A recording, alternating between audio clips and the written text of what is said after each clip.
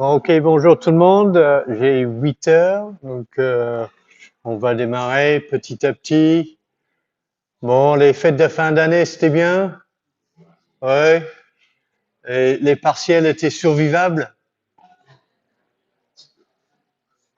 Oh, comme ci, comme ça.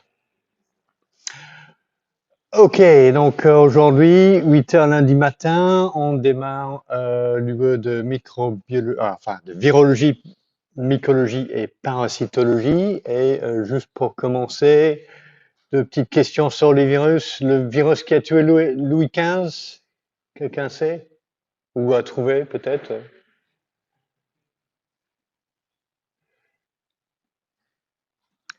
Non, pas d'idée. Ah, c'est le virus de la variole. Il l'a chopé quand il était assez âgé et puis ça s'est révélé mortel pour lui. Sinon, la prochaine grande pandémie virale risque d'être, quelqu'un a suivi des infos? Quel est le nouveau grand truc qui est très inquiétant, enfin, qui pose un risque?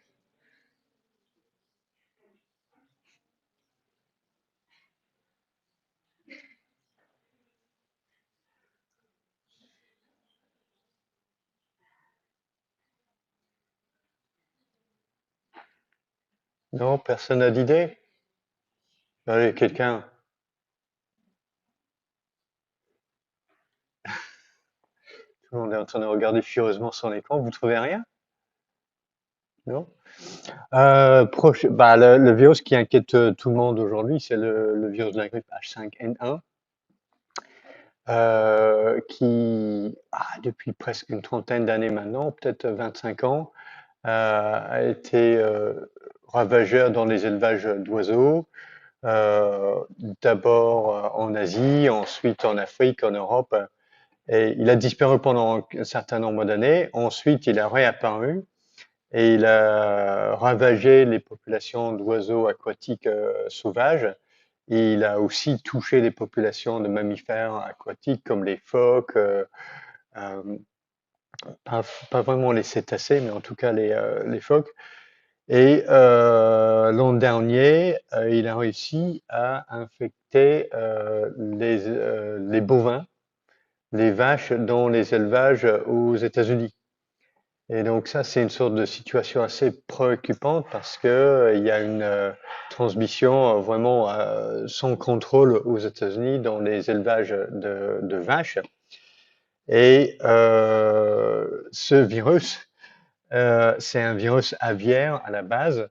S'il réussit à faire la transmission oiseaux-mammifères, il pourrait aussi réussir le saut d'espèce vache-humain, peut-être un peu plus facilement que oiseau-humain. Donc ça, c'est une situation assez préoccupante et pas vraiment contrôlée parce que la transmission et du virus dans les élevages n'a pas du tout été suivie suffisamment aux États-Unis. Donc on attend pour voir si le virus va vraiment réussir à nous infecter de façon efficace. Puis il y a eu des études structurelles sur la glycoprotéine d'attachement, l'hémagglutinine, de ce virus qui circule dans les vaches. Et il faut une modification de un acide aminé seulement dans la protéine pour qu'il se fixe plus efficacement sur le récepteur de type humain. Donc il est pas loin, il est pas loin de nous infecter. Ok, donc ça c'était juste un petit peu notre introduction pour expliquer pourquoi la virologie est importante et intéressante. Alors quel est notre programme? Donc c'est qui essaye de vous présenter la microbiologie en dehors des bactéries. Donc on a une partie virologie, donc ça c'est moi qui fais les cours. On a une partie de mycologie, ça c'est Madame Mouratou qui fera les cours. Et pour la parasitologie, c'est Madame Alvarez de l'UFR de pharmacie qui viendra vous faire une introduction à la parasito. Les TD sont basés sur la présentation d'articles. Donc ça c'est Monsieur Perron qui prendra les deux groupes TD. Et en TP, bon on a beaucoup de choses qu'on n'a pas le droit de faire avec les virus en TP, avec vous. Mais ce que l'on peut faire, c'est utiliser le système baculovirus, qui est un virus qui infecte des insectes et des lignées de cellules d'insectes. Donc, c'est un virus qui n'a pas de risque pour vous lorsqu'on le manipule. Donc, vous allez techniquer le baculovirus pour avoir une introduction à quelques techniques en virologie. Et puis le reste, ce sera peut-être l'identification de parasites et micromycètes en microscopie. Et on essaie de compléter ça avec une analyse statistique des résultats de groupe. Alors en termes d'évaluation, donc on est sur 0,5 pour l'examen à la fin du semestre et 0,5 en CC. Donc pour cela, les présentations des articles en TD vont être évaluées selon une grille critériée.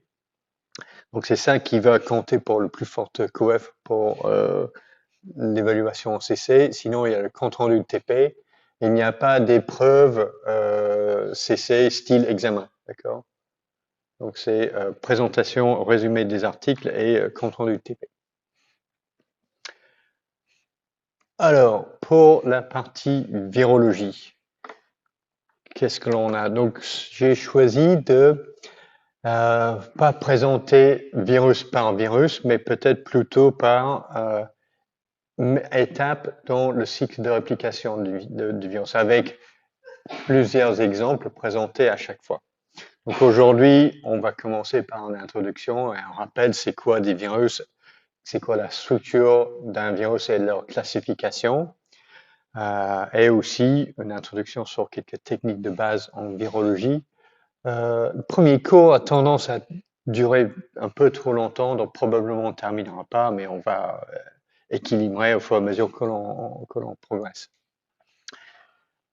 Ensuite, CM2 jusqu'à CM5, on va aller regarder les mécanismes impliqués dans chaque étape dans le cycle de réplication des virus, avec des exemples tirés de différents types de virus. Et à chaque fois, les exemples seront un peu les mêmes. Donc, à la fin de ces cours, vous allez pouvoir dire, OK, pour tel ou tel virus qui était présenté au sein de chaque cours, comment il fait pour faire ça, ça et ça. Et souvent, les questions posées lors de l'examen, c'est un peu de ce style-là. Donc, il vous demande de faire une sorte de résumé de ce que vous avez vu dans les CM2 à 5. Et à la fin, bon, je vais porter mon regard sur deux aspects particuliers, les pathologies virales, puis on verra si la H5N1 mérite un peu un chapitre à lui tout seul, et les virus des plantes, parce que il y a certaines choses qui sont différentes chez les virus des plantes et très intéressantes. Donc ça, c'est notre programme général. Alors pour aujourd'hui, ce que on va faire, donc définition, classification des virus, structure des virus, et puis ensuite les techniques de base. C'est quand même un peu énervant parce que quand je change ma diapositive, je ne vois pas changer sur mon écran ici. Alors, on a vu ça un peu l'année dernière, où on avait un ou deux cours sur les virus dans le niveau de microbiologie. Donc, c'est juste un rappel que c'était André Lvov à l'Institut Pasteur qui a proposé ce qu'on appelait à l'époque la définition moderne des virus, car il essayait d'intégrer les observations des années 1950 venant de la biochimie et la discipline naissante de la biologie moléculaire. Donc, pour André Lvov, les virus sont des particules infectieuses de petite taille, avec un diamètre inférieur à 250 nanomètres. Ce sont tous des parasites intracellulaires obligatoires, et ils le sont parce que ils sont dépourvus d'équipements enzymatiques nécessaires pour la génération de l'énergie métabolique et aussi pour la synthèse des protéines. C'est pour ça que tous les virus sont dépendants de leurs cellules hôtes pour générer de l'énergie métabolique et pour synthétiser les protéines. D'autres observations que Le Woff avait remarquées à l'époque, c'était que les particules virales se répliquent d'une façon très différente quand on le compare à la division cellulaire. Donc la façon dont les virus se reproduisent, c'est vraiment quelque chose qui les met à part de la vie cellulaire. Et lorsqu'on regarde dans les particules virales, on trouve un seul type d'acide nucléique, l'ARN ou l'ADN, mais pas les deux. Et ça aussi, c'est quelque chose qui est très différent par rapport aux cellules. Lorsqu'on regarde une cellule, n'importe laquelle, eucaryote, procaryote, même un endospore qui est inactive sur le plan métabolique, on peut trouver toujours un génome en ADN double 1. Et à l'intérieur de cette cellule, on a également trois types d'ARN, des ARN ribosomiques, des ARN messagers et des ARN de transfert. Donc chez les particules virales, en général, on trouve ADN ou ARN, mais pas les deux. Donc déjà avec cette information, on peut en déduire que certains virus ont un génome en ARN. Donc ça, c'est un peu les caractéristiques des virus qui les distinguent de cellules, des cellules. Alors, pour illustrer en quoi sont constitués les virus, ici j'essaie d'illustrer les extrêmes du monde viral, les virus les plus simples et le virus le plus compliqué. Donc le minimum pour un virus, c'est illustré par exemple par les Circoviridae, comme le PCV2, le Cercovirus porcin 2. Et là, c'est censé représenter ma particule virale, la petite pointe là. Cette pointe-là, c'est une particule virale infectieuse avec un diamètre de seulement 17 nanomètres. Et la particule virale est composée d'une seule protéine virale qui entoure un ADN circulaire simple brun de seulement 1768 nucléotides, pas paire de base, nucléotides parce que c'est simple brun.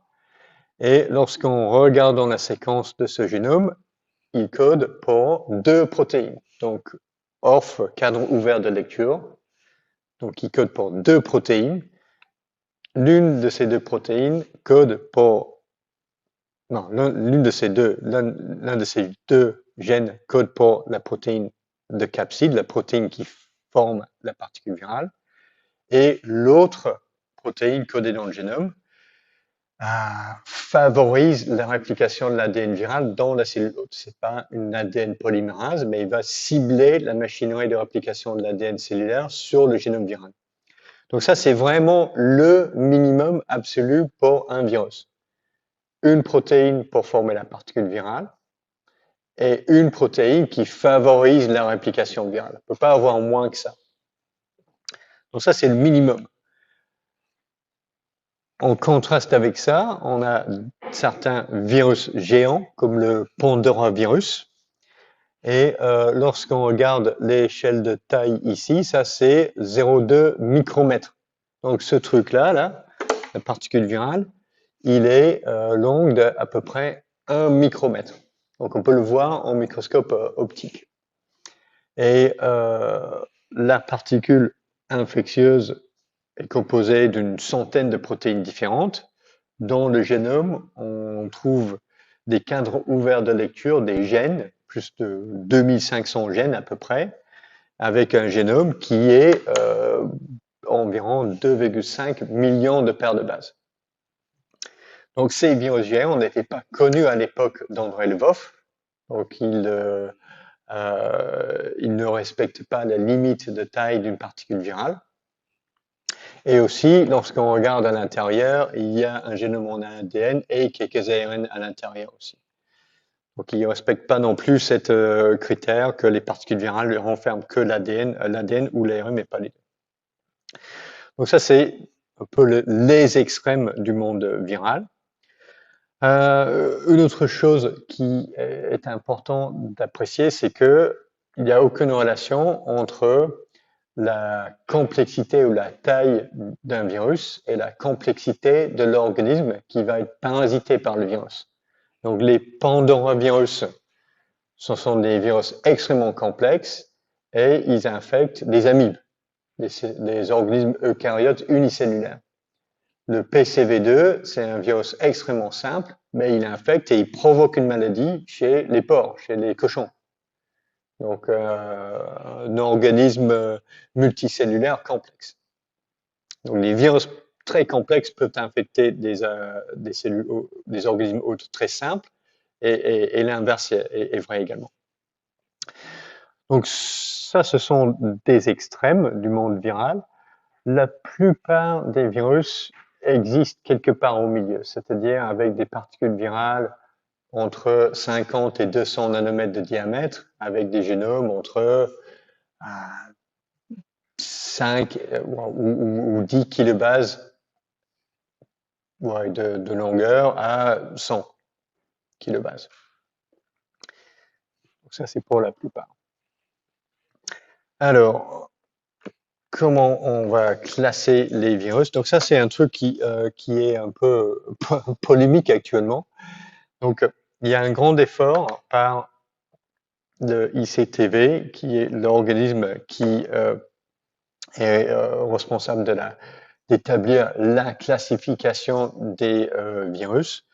Et l'ICTV, bon, ça, c'est-à-dire, qu'est-ce que ça veut dire? L'ICTV est responsable de la classification du virus. Imaginons que la semaine prochaine, dans un échantillon que j'ai étudié, j'obtiens une séquence d'un génome viral que je pense est nouveau. Et je dis, bah voilà, ça c'est le McIlroy virus. Donc, comment je vais prouver que mon McIlroy virus, c'est une nouvelle espèce? Ben, il faut que j'envoie la séquence à l'ICTV, et l'ICTV va le comparer à toutes les autres séquences virales connues, et puis il va me dire, bah non, en fait, vous avez redécouvert un autre truc là. C'est le virus de la grippe, votre truc, c'est pas une nouvelle espèce. Donc l'ICTV, c'est l'organisme qui va trancher sur si telle ou telle séquence appartient à une espèce connue ou si c'est une nouvelle espèce, et quelles sont les espèces que l'on regroupe dans le même genre, etc. Alors, jusqu'à il y a une quinzaine d'années, c'était assez plan-plan comme travail parce qu'on a isolé des virus, on les étudiait, on n'avait pas autant que ça de nouvelles séquences à classer. Mais avec les nouvelles technologies de séquençage d'ADN, on a une avalanche de données qui nécessite une certaine automatisation du processus.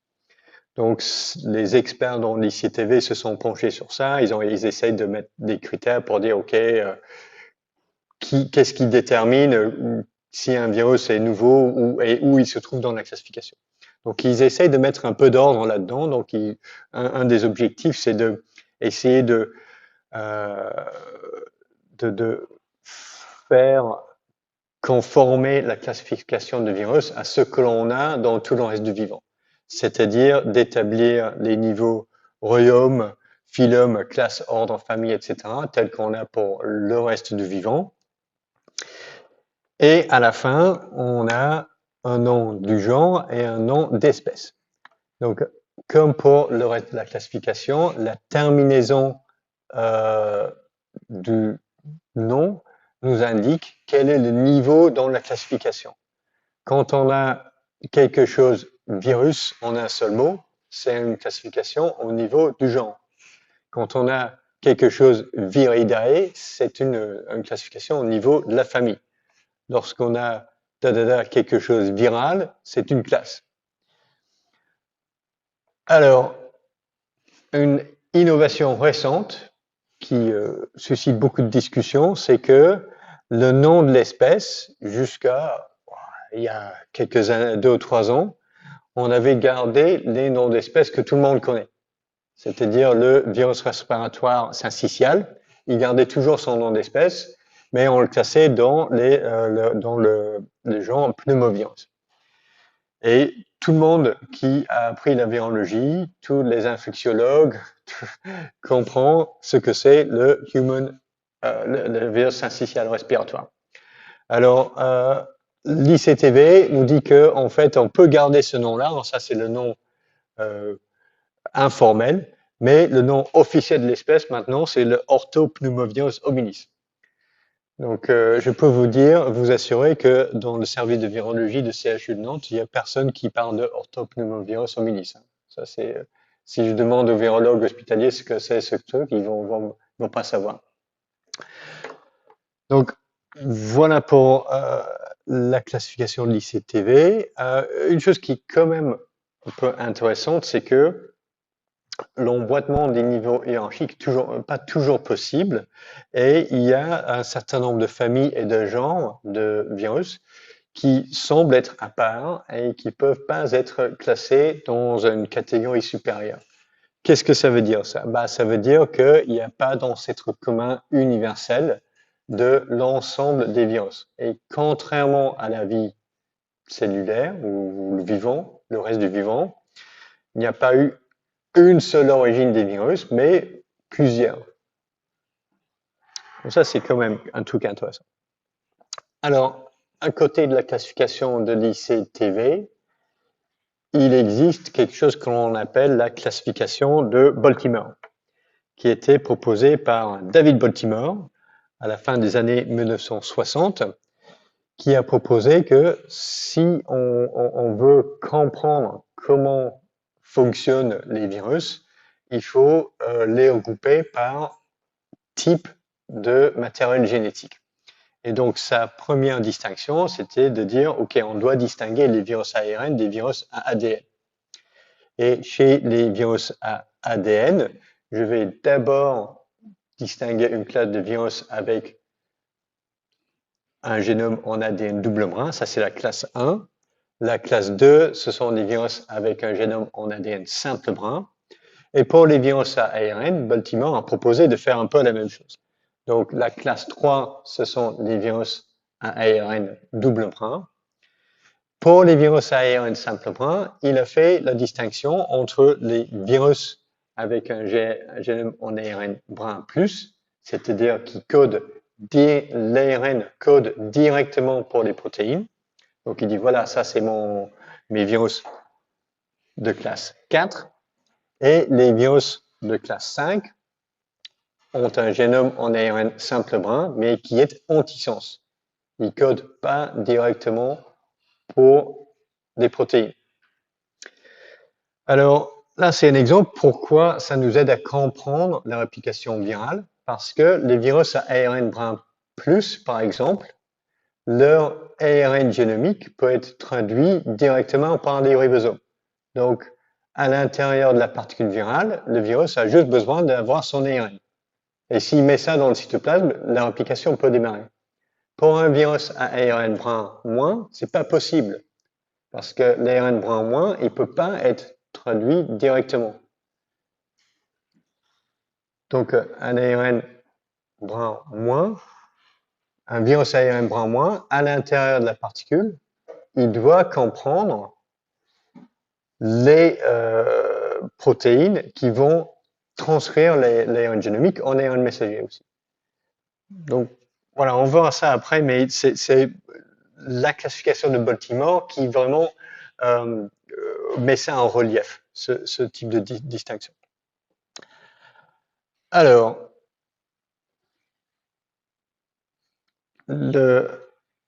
tout ça, c'était très bien. Donc, Baltimore, dans sa classification initiale, il pensait avoir couvert tous les cas de figure, jusqu'à la découverte au début des années 1970 des virus qui avaient un génome en ARN dans la particule virale, mais qui sont appliqués via un intermédiaire en ADN. Donc, il a dû inventer une nouvelle classe pour les rétrovirus. Et l'inverse existe également chez les virus à ADN, c'est-à-dire, par exemple, le VIH, c'est un rétrovirus, mais le virus de l'hépatite B, c'est un virus qui a de l'ADN dans la particule virale, mais qui se réplique via un intermédiaire en ARN. Donc ça, c'est le virus de classe 7. Donc souvent, de classe, ou des fois, la classe 6 et classe 7 sont regroupées ensemble, car ce sont les virus à rétrotranscription, parce que dans les deux cas, à un moment donné, le virus doit transcrire un ARN en ADN pour assurer sa réplication. Donc ça, c'était une découverte qui est vraiment surprenante parce que c'était une violation de ce qu'on appelait le dogme central de la biologie moléculaire proposé par Francis Crick, qui est quoi? Ça vous dit quelque chose là? Le dogme central de la biologie moléculaire. Oh oui, allez. Oui, c'est exactement ça. C'est-à-dire que l'information biologique passe de l'ADN à l'ARN à la protéine. Et c'est un flux d'informations unidirectionnel. Chez les rétrovirus, on a l'information qui passe dans l'autre sens, de l'ARN vers l'ADN. Et donc ça, personne ne s'attendait à ça. Okay, donc ça, c'était vraiment une grande découverte, qui a valu d'ailleurs le prix Nobel. Pour qui?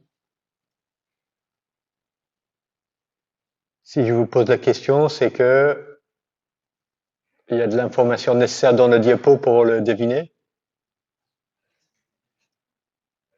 Oui, David Baltimore et Howard Temin. Car ce sont eux qui ont caractérisé les premiers rétrovirus.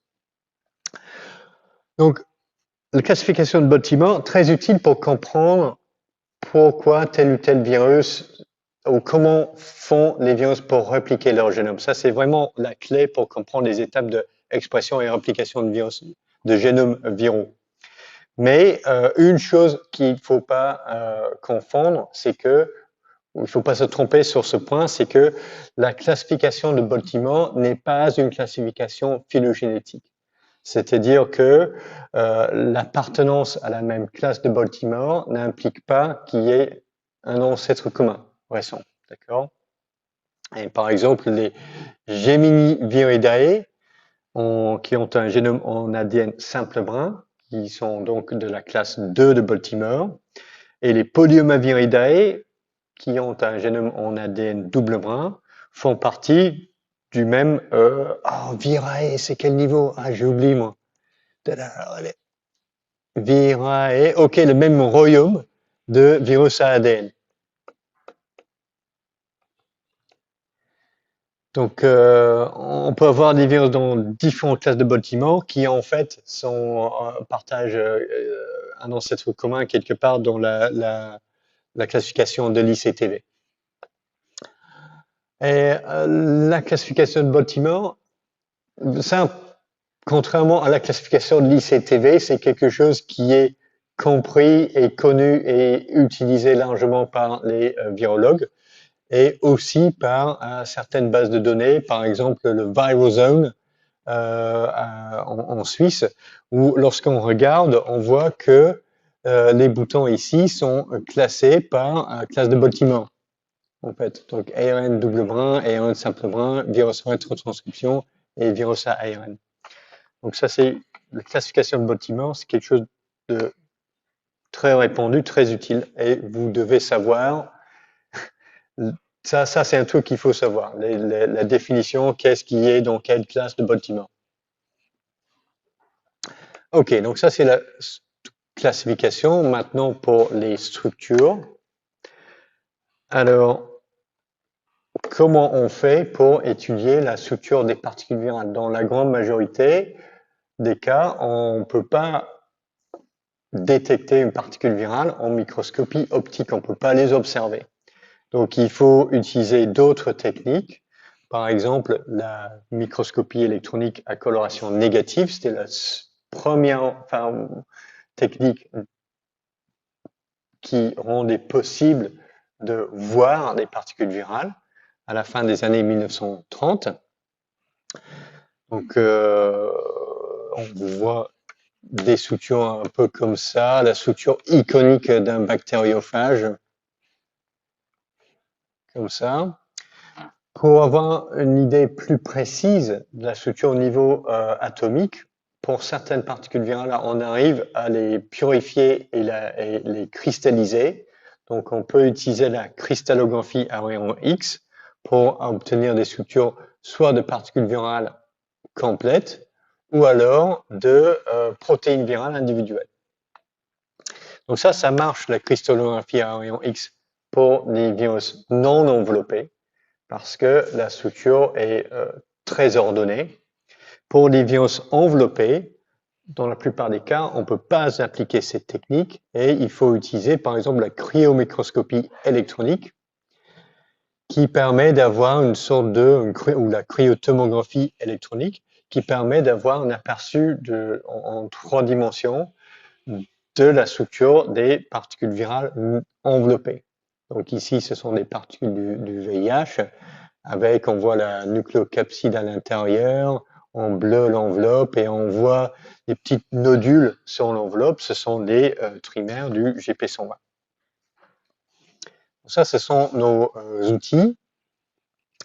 Et qu'est-ce que ça nous donne comme information? Donc, pour la structure des particules virales, on peut aussi essayer de les classer.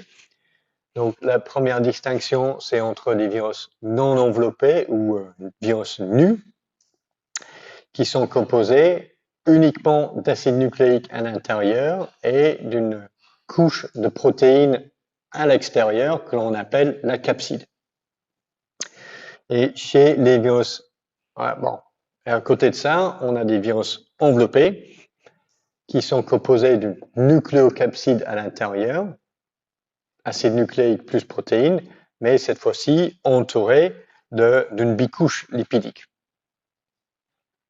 Chez les virus non enveloppés, on a 2 types d'architecture, des particules virales avec une symétrie hélicoïdale qui donne des particules en forme de bâtonnet et des capsides avec une symétrie icosaédrique qui donne des particules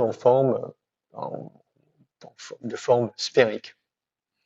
Et chez les bactériophages, on a l'association de ces 2 types de structures avec une tête icosaédrique et une queue hélicoïdale. Chez les virus enveloppés, on parle souvent de virus enveloppés de structure simple, c'est-à-dire on a à l'intérieur une nucléocapside soit hélicoïdale en forme de bâtonnet, ce qu'on a chez les Rhabdoviridae, comme le VSV, ou on peut avoir à l'intérieur une nucléocapside icosaédrique, ce qui va nous donner une structure sphérique entourée d'une enveloppe. Et on a aussi les particules virales enveloppées avec des structures dites complexes, comme les virus de la vaccine avec une structure en double membrane et une nucléocapside qui n'a pas vraiment de correspondance avec des formes hélicoïdales ou icosaédriques. Donc le pandavirus est un autre virus avec une particule de structure complexe. Alors, toutes ces formes de particules virales ont été identifiées en microscopie électronique à coloration négative. Et c'était le premier élément que l'on avait pour identifier les virus et commencer à les classer. Parce que dans les années 1950, 1960, on avait la microscopie électronique, mais on n'avait pas le séquençage de l'ADN ou de l'ARN. Donc on ne pouvait pas savoir quel était le génome, la séquence génomique. Donc la première classification ou la première définition de famille de virus était basée sur l'aspect des particules virales en microscopie électronique. Par exemple, les Arenaviridae ont un aspect granuleuse comme le sable de l'arène à l'intérieur de la particule virale. Le Coronaviridae, il y a une sorte de couronne de spicules à l'extérieur de la particule virale, etc. Alors, quelles sont les fonctions de base des protéines d'une particule virale? Alors, là, j'ai illustré la particule virale d'un adénovirus, capside icosaédrique d'un virus nu, et deux virus enveloppés, les rhabdovirus comme le virus de la rage et un herpesvirus. Virus enveloppé, soit avec une nucléocapside hélicoïdale, soit avec une nucléocapside icosaédrique. Alors, chez les virus nus, on n'a que des protéines et capsides.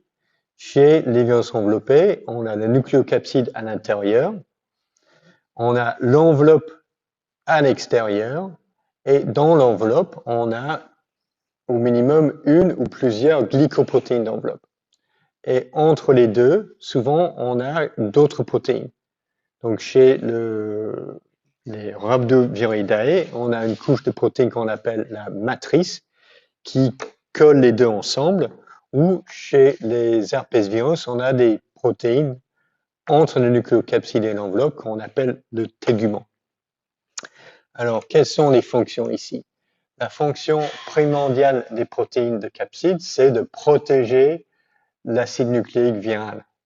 C'est ça la fonction primordiale. Chez les virus nus, la fonction de la capside, c'est aussi de s'attacher et d'assurer l'entrée du virus dans la cellule hôte. Tandis que chez les virus enveloppés, cette fonction de détachement et d'entrée est effectuée par les glycoprotéines d'enveloppe.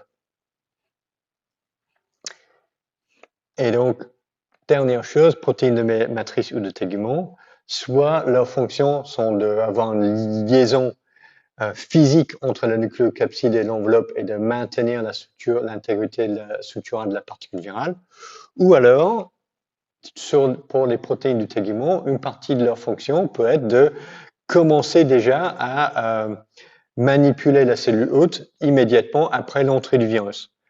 Donc, pour illustrer ça, je vais vous dessiner ici.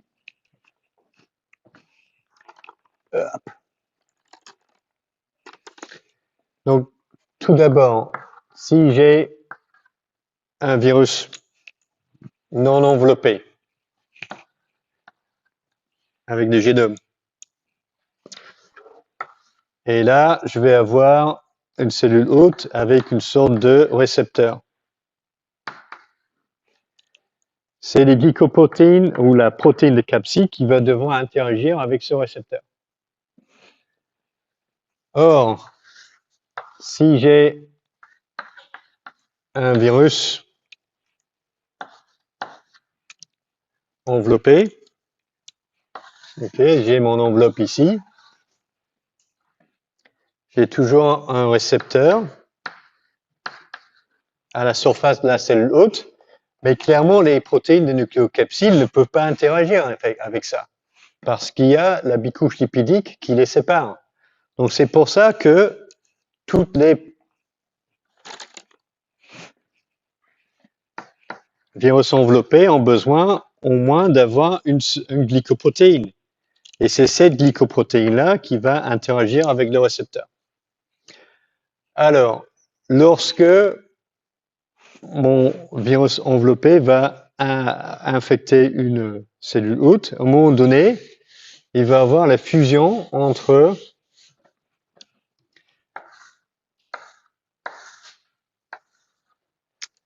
l'enveloppe virale et une membrane de la cellule hôte. Et c'est ça qui permet de faire passer la nucléocapside à l'intérieur de la cellule. Or, si j'ai des protéines de tégument, qui sont ici, là, ces protéines-là, pareil, vont passer directement dans la cellule hôte, dès les premières étapes de l'infection. Et puis, elles peuvent commencer à manipuler la biologie de la cellule hôte, même avant que l'ADN ou l'ARN de la particule virale est libéré. Donc, c'est ça la fonction des protéines de tégument. Avoir une action directe, immédiate, sur la biologie de la cellule hôte. Alors, deux ou trois autres, voilà, un ou deux éléments de structure des particules virales.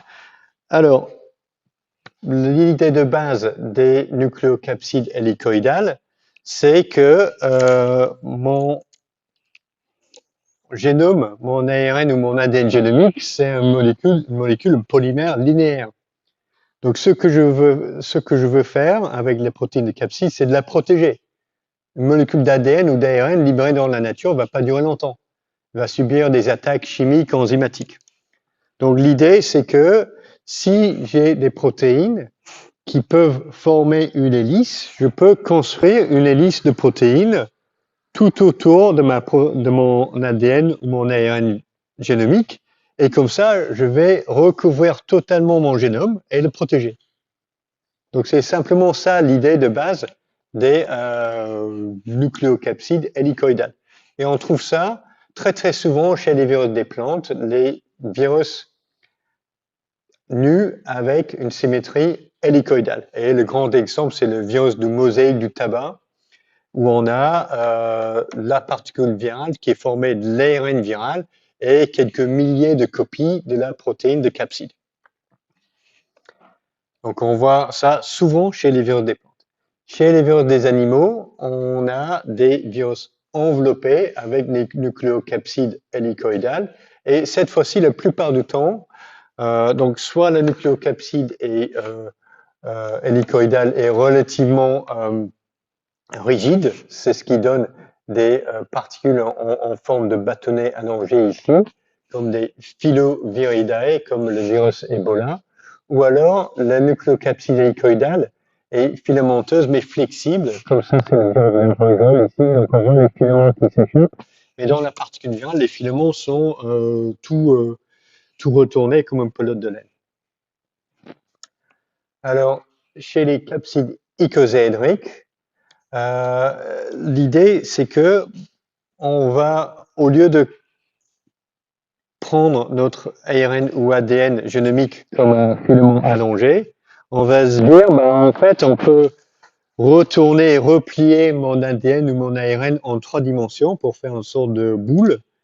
Et ça, je vais l'entourer de protéines qui forment une sorte de ballon creux. Donc c'est un peu ça, l'idée de base des capsides icosahédriques, c'est d'avoir des protéines qui vont former un sphère et qui permet d'emballer l'acide nucléique et de l'impacter à l'intérieur de cet espace vide-là. Alors, la façon la plus simple de faire ça, c'est de former un icosaèdre, c'est-à-dire une forme de 20 faces triangulaires avec 60 copies de la même protéine. Donc, 3 copies de la protéine forment une face triangulaire et 20 faces, ça fait un sphère. Alors, ça marche pour des petites particules virales. Lorsqu'on veut faire une particule de plus en plus grande, on a besoin de rajouter des protéines et rajouter un peu de complexité dans les particules virales. Ok, donc j'ai parlé assez longtemps. Là, c'est le moment pour moi de faire une pause. Normalement, je fais ça par le sondage, mais j'ai pas mon Wi-Fi là, donc je peux pas démarrer le sondage. Donc, on va le faire en main levée. Et si vous voulez bien, discuter entre vous pour faire enfin, si vous savez, vous n'avez pas besoin de discuter. Si vous voyez pas, n'hésitez pas à discuter entre vous là. Ok? Donc le QR code il marchera pas parce que je peux pas démarrer le sondage. Ok?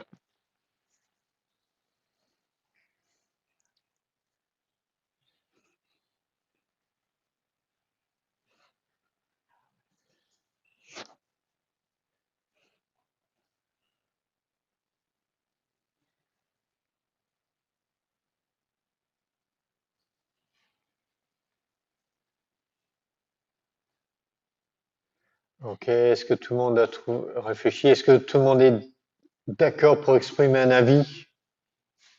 C'est ça le plus grand problème. Alors, question numéro un.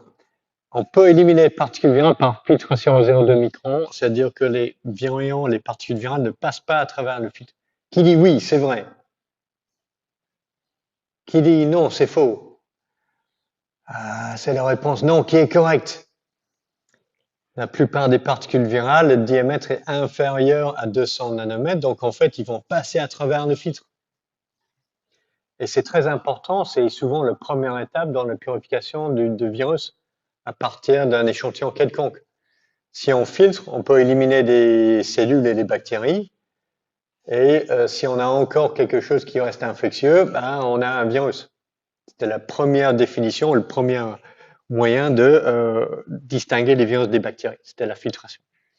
Alors, deux, il est possible de déterminer la structure d'une particule virale enveloppée par cristallographie en rayon X. Qui dit oui? Quelques-uns. Qui dit non? Ah, c'est les noms, vous avez raison. Les virus nus, chaque particule virale est identique sur le plan moléculaire, donc on peut former des cristaux. Chez les virus enveloppés, en général, c'est pas possible parce que l'enveloppe est désordonnée. Les glycoprotéines peuvent flotter un petit peu dans l'enveloppe qui est comme une membrane cellulaire. Donc c'est un truc quasi liquide avec des glycoprotéines qui flottent dedans. Donc une particule virale enveloppée, en termes de structure, elle n'est pas identique à la voisine. Donc on ne peut pas les cristalliser. Pour les 3 et 4, on va passer le 4. D'abord, certaines particules virales sont plus grandes que certaines bactéries. Qui dit oui, c'est vrai? Qui dit non, c'est pas vrai? Ah, vous avez raison, c'est oui. Les pandorovirus sont plus grands que les plus petites des bactéries. Donc ça, c'est vrai. Ça. Donc aux extrêmes, il y a un certain chevauchement. Et les génomes des virus géants, c'est plus grand que les génomes de certaines bactéries aussi. Alors, la question 3, les virus nus sont plus résistants aux détergents que les virus enveloppés. Qui dit oui? Qui dit non? Ah, la réponse est oui. Alors, quelqu'un qui a dit non. Pourquoi vous avez dit non? Ah, c'est pas le peine. Bon, allez, non, mais je vais expliquer pourquoi, ok? C'est pour ça que j'ai gardé ça là. Virus nu ici, virus enveloppé là-bas. Donc, un détergent, est-ce qu'il va être capable de désagréger cette particule virale? Non, elle est fabriquée en protéines. Le détergent comme le savon, ça va le nettoyer un petit peu, il sera tout propre.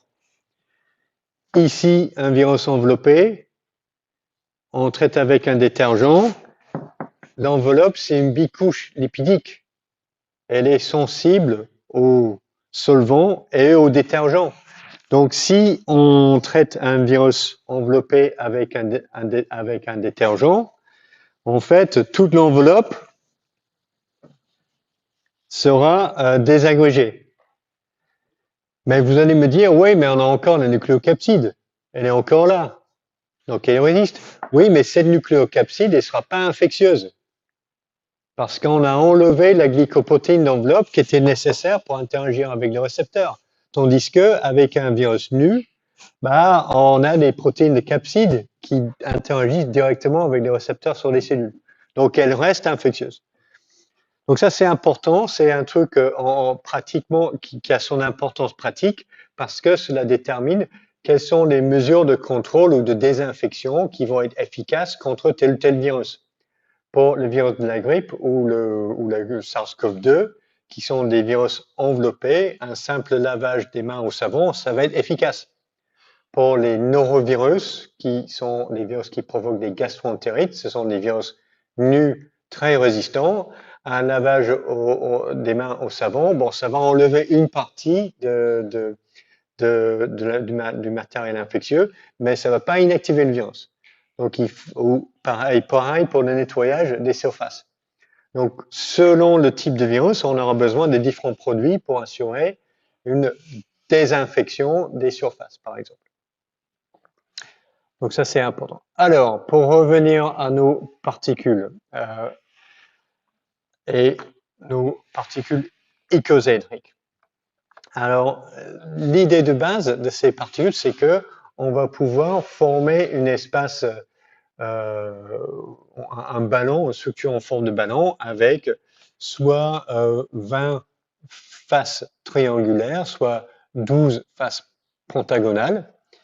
Et dans les deux cas, on a une structure qui est, en termes de symétrie, équivalente. Parce qu'on peut superposer les 20 faces triangulaires ou 12 faces pentagonales. Donc, ici, sur mon icosèdre, le sommet, chaque pointe ici, se retrouve au milieu d'une face d'un pentagone. Et l'inverse est vrai aussi.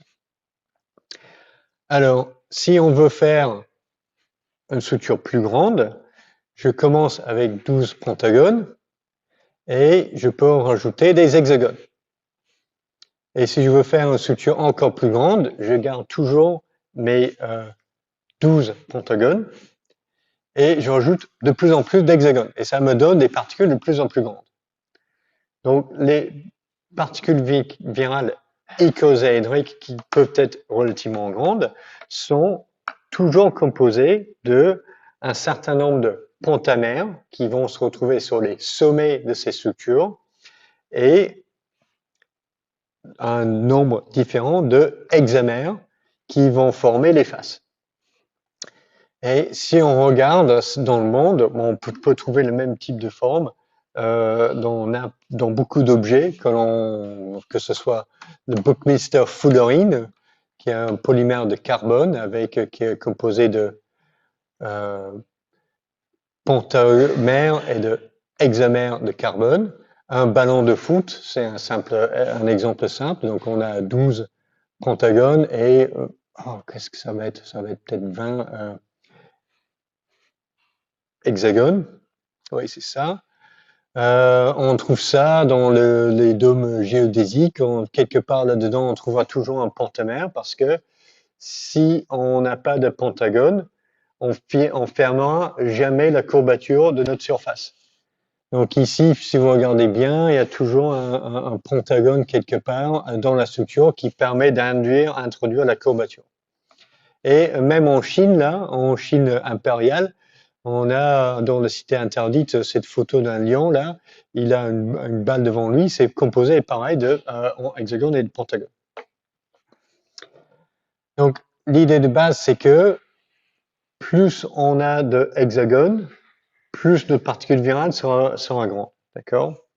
Alors, les cristallographes des experts en structure de particules virales ont introduit quelque chose pour résumer cela, qui est le numéro T. Et pour calculer le numéro T, on va imaginer que notre particule virale est composée d'un réseau de hexagones. Et de temps en temps, on va avoir des pentagones. Et les pentagones vont avoir la place sur les sommets de notre particule virale. Et l'idée du numéro T, c'est qu'il faut calculer le nombre de pas sur chaque axe dans le réseau pour passer d'un pentagone à un autre pentagone. Donc ici, pour aller de là à là, j'ai besoin de 1, 2, 3, 4 pas sur mon axe H et 2 pas sur l'axe K. Donc j'ai 4 sur cet axe et 2 pas ici. Et si je fais l'inverse, ben, j'arrive toujours sur le même pentamère. Et le numéro T, c'est une façon de combiner ces deux chiffres, le nombre de pas sur l'axe H et le nombre de pas sur l'axe K. Parce que le numéro T, c'est H au carré plus HK plus K au carré. Et dans notre exemple ici, j'ai T égale 4. Non, j'ai H égale 4, j'ai K égale 2. Donc mon T, c'est 16 plus 8 plus 4, 28. Ok? Donc ça, c'est un truc que l'on peut lire dans la description d'une particule virale icosaédrique. Il va donner le numéro T. Et avec le numéro T, on peut comprendre la disposition relative des hexamères et des pentamères qui forment la capside icosaédrique. Donc ça, c'est un truc qu'on est censé comprendre, d'accord? Alors, on va voir si on a compris ça. Donc ça, c'est une nucléocapside, je crois, d'un herpès virus. Alors, est-ce que... Oui, ok, on va... Donc pareil, on n'a pas le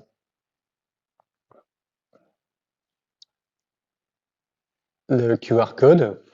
Est-ce que tout le monde voit les pentamères et les hexamères là-dedans? Pas forcément. Ok, je vais vous aider. Là, c'est un hexamère. On voit qu'il y en a 6 pointes. 1, 2, 3, 4, 5, 6 sur la structure ici, d'accord? Ça, c'est un pentamère. On a 1, 2, 3, 4, 5. Et ici, on a un pentamère. 1, 2, 3, 4, 5.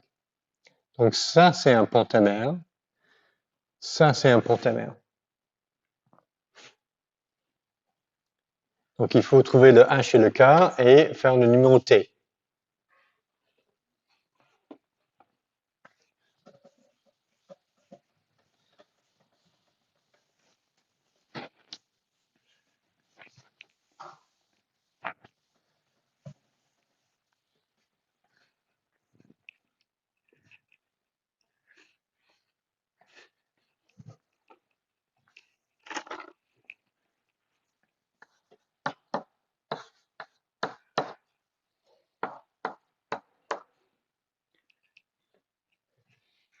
Ok, tout le monde a vu ça? Alors, quel est mon H ici? Ou alors, quel est le T? La question, c'est le T. Quel est le numéro? Le numéro T, c'est quoi entre 4, 13, 16 ou 25? Oui. Pourquoi? Parce que lorsque je regarde, j'ai 1, 2, 3, 4 pas sur un axe et 0 pas sur l'autre axe. Donc, j'ai un truc qui est comme ça. Donc, j'ai 16 plus 0 plus 0. 16. Alors, celui-ci. Et là, j'ai mis un petit truc rouge pour indiquer les centres pentamériques. Alors, ça, c'est quoi? Voilà, on a ça comme choix.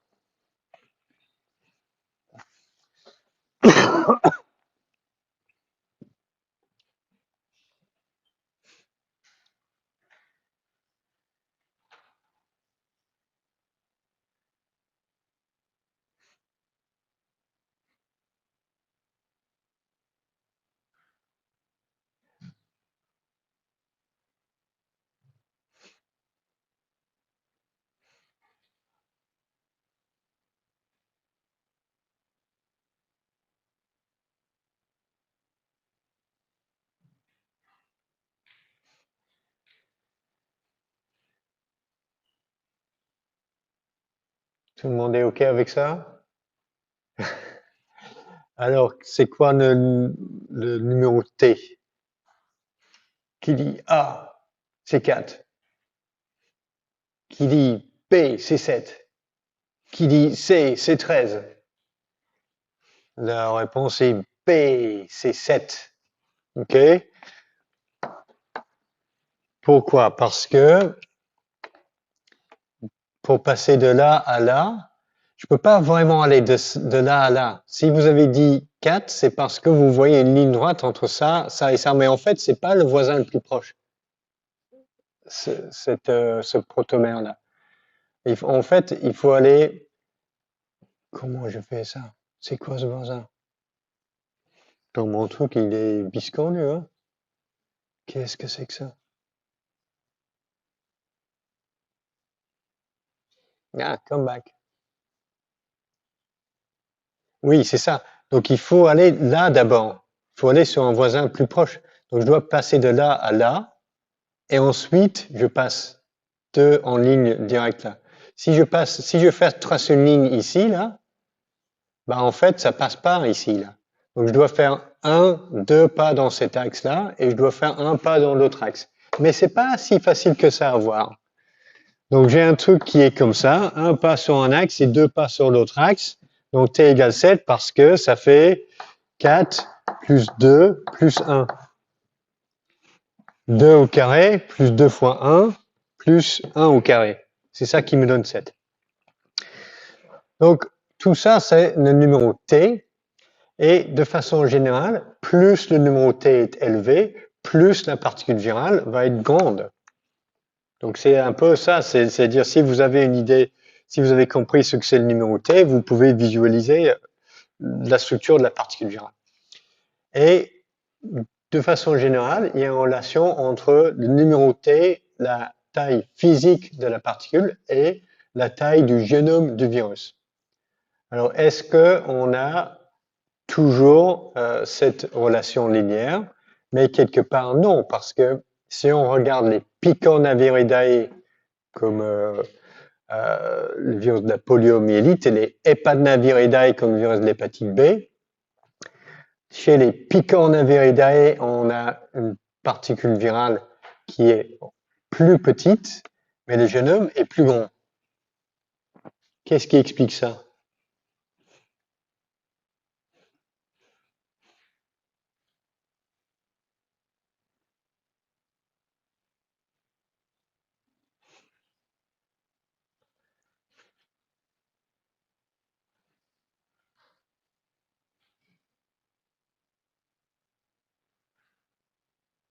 Quelqu'un a une idée?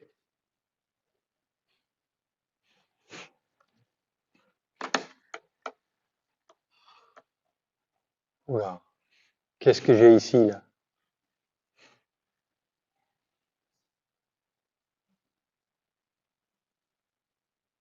ADN et ARN. Est-ce que l'ADN va prendre plus de place que l'ARN? Non, c'est la même structure vraiment. Donc ça prend la même place. Qu'est-ce que ça veut dire ça? Ce que j'ai avant. En français, ça serait DB ou SP. Ouais, exact. Alors qu'est-ce qui se passe ici là? J'ai un génome en ADN double brin et un génome en ARN simple brin. Le double brin, il prend 2 fois plus de place que le simple brin. Et c'est pour ça qu'on peut avoir un génome de 7 à 8 kilobases de nucléotides en longueur, parce que c'est en ARN simple brin. Ça prend 2 fois moins de place qu'un ADN ou un ARN double brin. Donc si on tient compte de la différence de taille ou de place que prend l'ADN double brin ou l'ARN double brin ou simple brin, notre relation entre la taille de la particule virale et la taille du génome tient bon. D'accord? Donc il y a une relation entre la taille du génome, la taille de la nucléocapside et le numéro T de ce nucléocapside. Plus le numéro T est grand, plus la nucléocapside va être grande et plus on pourra impacter d'ADN à l'intérieur. Alors jusque-là, on a considéré tout ça en termes relativement abstraits, c'est-à-dire on a un pentamère, on a des hexamères, on les met ensemble, mais bien sûr, ces pentamères et hexamères sont formés de protéines physiques.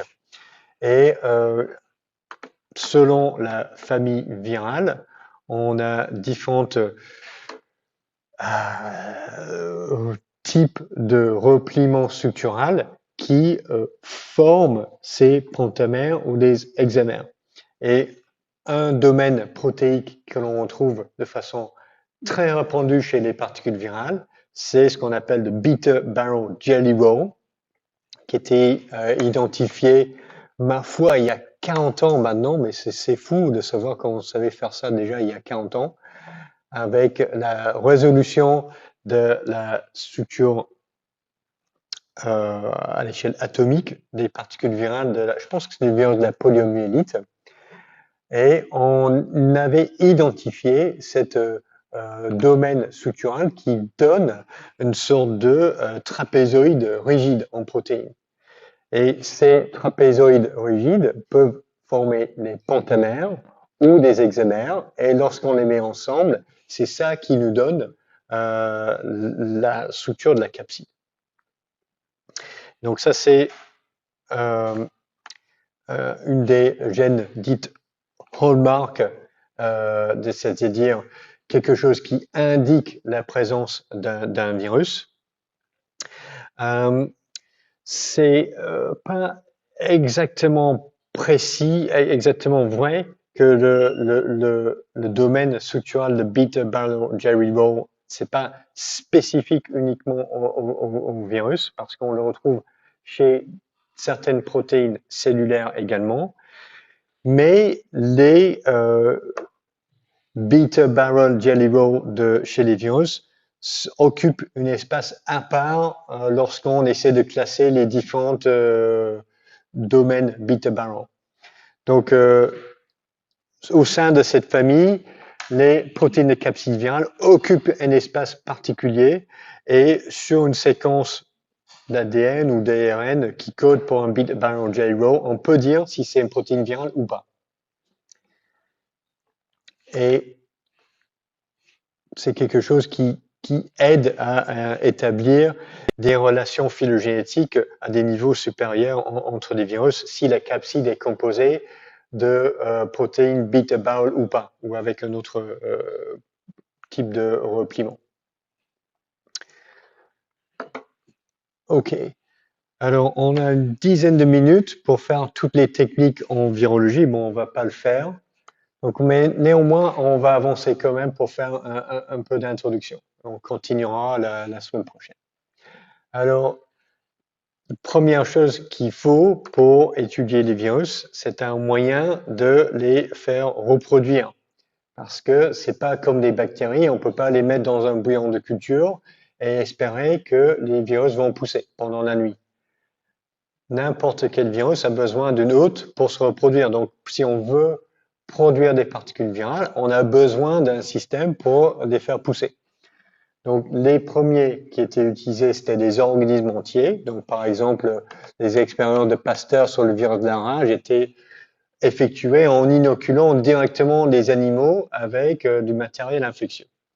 Pareil pour les premières recherches sur le virus du mosaïque du tabac chez les plantes. On prenait du matériel d'une plante malade et on le frottait sur les feuilles d'une plante saine et on avait établi la transmission d'une plante à l'autre comme ça. Alors, un autre mode de production qui s'apparente à ça, c'est l'utilisation de œufs embryonnés pour passager et amplifier des virus. Donc, c'était quelque chose développé dans les années 1930 et ça a abouti au développement de quelques vaccins, comme le vaccin contre la fièvre jaune, développé en 1938. Alors, la plupart du temps, dans le laboratoire, on ne va pas utiliser des organismes entiers, mais on va utiliser des systèmes de culture cellulaire, soit des bactéries lorsqu'on étudie des bactériophages, soit des lignées en culture cellulaire qui ont été extrêmement importants dans l'étude de virus des animaux. Donc, beaucoup de virus des animaux, on les a découverts parce qu'on a pu les cultiver sur des lignées cellulaires. Et donc, il a fallu développer d'abord la culture cellulaire pour pouvoir étudier les virus. Donc, c'est pour ça que l'âge d'or de la virologie, ouais, voilà, une des âges d'or pour la virologie classique, c'est les années 1950-1960. Parce qu'on disposait des outils de culture cellulaire qui ont permis de découvrir pas mal de virus. Alors, lorsqu'on amplifie le virus dans un système quelconque, un organisme entier ou en culture cellulaire. Ensuite, pour étudier les particules virales, ce que l'on voudra faire, c'est les purifier. Donc, l'approche classique, c'est d'utiliser l'ultracentrifugation, de purifier des particules virales. Donc, si on a un extrait cellulaire, dans lequel on a amplifié notre virus, la première chose qu'on va faire, c'est probablement le filtrer pour enlever tout le débris cellulaire. ensuite notre extrait qui va contenir un mélange de particules virales et de protéines solubles, on va le mettre sur un gradient de chlorure de césium, de sucrose ou de iodixanol. Donc, c'est ce qu'on va faire ici. Donc, le gradient, il va être plus dense vers le bas, vers 1,4 g par millilitre, et moins dense vers le haut. On va le centrifuger, souvent on fait tourner pendant la nuit, et les particules virales vont descendre dans le gradient et vont former un anneau là où la densité de la particule virale est égale à la densité de notre sucrose, chlorure de césium ou iodixanol dans le gradient. Tandis que les protéines solubles vont rester tout en haut. Et donc à la fin, quand ça marche, bon, on a quelque chose comme ça que l'on peut récupérer ici. Là. Donc ça, c'est les protéines, enfin les particules virales marquées avec un fluorophore pour qu'on puisse les voir. Ça, c'est moi, ça.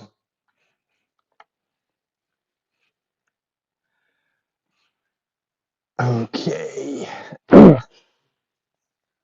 12 minutes. Ouais, je vais peut-être avancer un petit peu ou est-ce que je raconte un peu plus comme ça. Ouais, je vais ajouter quelques éléments ici, puis je reprendrai après pour ça. Ouais. Donc, ok. Quand même 7 minutes, ça va. Oui, juste 2 ou 3 mots. Donc ça, on l'utilise toujours en laboratoire. C'est un peu la technique de référence pour la purification de particules virales. Et aussi dans les ouvrages de référence pour tel virus, on trouve aussi des fois une mention qui indique la densité en grammes par millilitre des particules virales purifiées pour vous aider à savoir si vous avez vraiment tel virus. Alors, pour la production industrielle, c'est moins utilisé parce que l'ultracentrifugation, ça va pour les volumes relativement petits. Mais si on a quelques litres d'extrait ou pour purifier, ça devient super compliqué.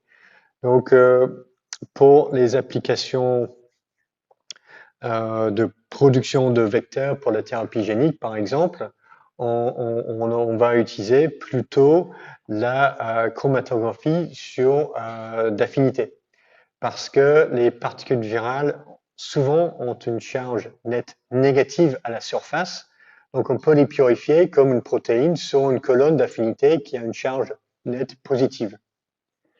Donc on a l'utilisation de colonnes d'affinité ou colonnes échangeuses d'ions qui permettent de purifier les particules virales. Alors, pour la détection, l'identification et la quantification, on a 3 types d'approches.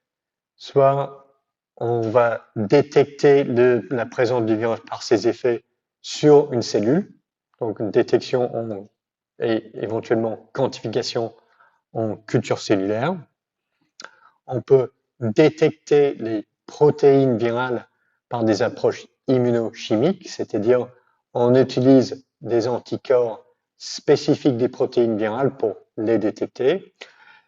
Et la troisième approche, c'est l'utilisation de la biologie moléculaire pour détecter les acides nucléiques viraux spécifiquement. Donc, soit l'ARN ou l'ADN viral qui vont être détectés en général par une technique de PCR. Alors, juste pour la détection de virus en culture cellulaire, ce que l'on va faire si on a un extrait, on pense qui contient un virus, on va d'abord le filtrer pour éliminer les bactéries, par exemple, et ensuite on va inoculer notre extrait filtré sur des cellules, les cellules qui vont être susceptibles et permissives à l'infection. On va inoculer notre échantillon sur des cellules, on met les cellules en culture et on laisse un certain temps pour observer un effet cytopathogène. Donc ici, ce sont des photos de cellules d'insectes infectées par un baculovirus sauvage et on voit l'apparition de ce qu'on appelle des corps d'occlusion dans le noyau, ces petites granules dans le noyau. Ça, c'est un ECP typique de l'infection par des bactérovirus. Ça, ce sont les mêmes cellules infectées avec un mutant de bactérovirus qui induit un fort niveau d'apoptose dans les cellules. Donc là, c'est un autre type d'effet cytopathogène, l'explosion, l'apoptose des cellules infectées. Et un autre type de CP très caractéristique, c'est la formation de syncytia. Donc la formation de syncytia, c'est la présence de ces cellules géantes qui sont formées de plusieurs cellules dont les membranes ont fusionné ensemble. Et donc là, on voit en culture cellulaire ici, ça c'est un syncytium, plusieurs noyaux dans la même cellule. Pareil, ici, on a un syncytium dans la monocouche cellulaire. Et donc, il y a une vingtaine d'années, c'était un élément d'identification de virus en laboratoire d'analyse. C'est-à-dire que on pouvait inoculer l'échantillon sur des cultures cellulaires. Si on voyait la formation de ce type de syncytium, soit c'était le virus de la rougeole, ou les orients, ou le virus syncytial respiratoire. Et ensuite, on pouvait faire un test pour déterminer lequel c'était. Les syncytiens sont formés comment? Voilà, parce que j'ai juste 2 ou 3 minutes là. Donc ça va être mon dernier point pour aujourd'hui. C'est quoi la formation de syncytia? Imaginons que j'ai différentes cellules ici dans ma culture cellulaire. Et j'ai une cellule qui est infectée par mon virus. Cette virus-là, c'est un virus enveloppé. Et il va des fois exprimer sa glycoprotéine d'enveloppe à la surface de la cellule infectée. Or, si j'ai une autre cellule susceptible en face, j'ai quoi? J'ai le récepteur de mon virus qui est aussi ici, là. Donc, ce qui va se passer, c'est que la cellule infectée qui va exprimer la glycoprotéine d'enveloppe du virus va interagir avec le récepteur sur la cellule en face et ce récepteur va provoquer la fusion de ces deux membranes. Et c'est ça qui va me former un syncytium entre les deux cellules. Et ensuite, cette cellule-là sera infectée. Elle va exprimer la glycoprotéine d'enveloppe à sa surface. Ça va fusionner avec la cellule en face. Ça va infecter cette cellule et je vais avoir à la fin un énorme syncytium qui est formé en culture cellulaire.